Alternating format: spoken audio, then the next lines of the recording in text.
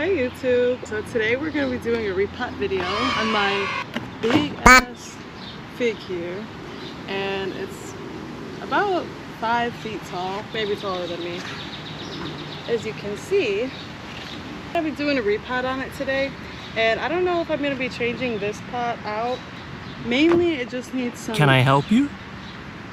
Mainly it just needs some new soil added. After a while of having a plant in the same pot and watering it over time, the soil tends to go down and the nutrients just disintegrate into the soil. So we want to make sure to reincorporate, oh my gosh, wow, reincorporate that nutrients that it does need. Okay. The soil that I tend to use is usually a mix of this vermifier, and I also usually use the... Oh my god! As you can see, it's how much soil was in this. There's nothing. Oh my gosh. I'm gonna lay it down, I guess. And it's not too fidget with the roots and the soil. It needed it desperately. Short gloves and a mask. I know not everyone likes to agitate the roots when they're repotting, but I do. All my plants I tend to agitate the roots. Separate them a little bit, I guess, so that when I put them in the new soil, they can spread and grow and reach to wherever they want to go. This plant is huge. Heck, I grew this. So we got most of the soil that was stuck out of the roots. Got dirt in my eyes. Wonderful. Good. These are all the roots we are left with. Now I'm just going to double check and make sure there's no root rot. I'm going to say it looks good, honestly. We're going to take our bucket, because I'm going to use the same bucket because it's not like too much. It was just a lot of the soil was gone. I already have some soil mix made that I made last time, and this is just a mix of vermifier and orchid mix. So I combined the two and I just left them in here for, to use next time, which is now. So pretty much what I'm going to do is just empty it, start dumping it in there. And then I'm going to mix this also with it. Start dumping this in the bucket with the pre-mixed soil. And sometimes, guys, if I don't already have my mix pre-made, then what I'll do is I'll make it ingredients. I'll buy them separately. A few different ingredients that I like to use in my soil mix. We're just going to dump this in our pot. About half of it in there. And then we're going to mix it. It's a mix of the orchid bark mix and the previous mix. Like, I probably have it filled about to here now. As you can see. This is what I like to do. I'm going to just, dig a little hole in the center for it pretty much. Put some more soil on top. Tap it. Not hard though. We want to tap it, I love it. Give it a little shake.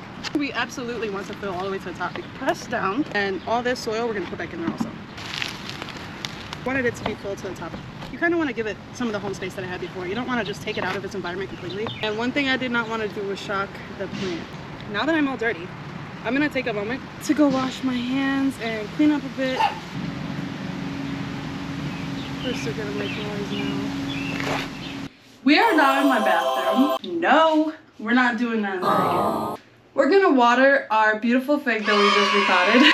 This is just normally where I give them a bath. Nothing weird is happening. It's just we're watering a plant. Wait, as I was saying to you guys earlier, look how freaking big it is. Like, I don't want the water to be too cold, and I also don't want the water to be hot at all. Wait a minute! I'm just gonna red flower. The number one sign that your plant needs to be watered. The leaves will start to curl and bend, and it'll just start looking sad. As you can see, that's why the leaves are curling up like this. A few minutes, maybe like 10, 15, maybe 20 minutes to drain out. We're gonna grab these. And this is just the stick I made. What I like to do with this stick is lopsided per se. So we're gonna put that stick in there. When I'm done watering, the last thing that I like to come in with is these. These are just some,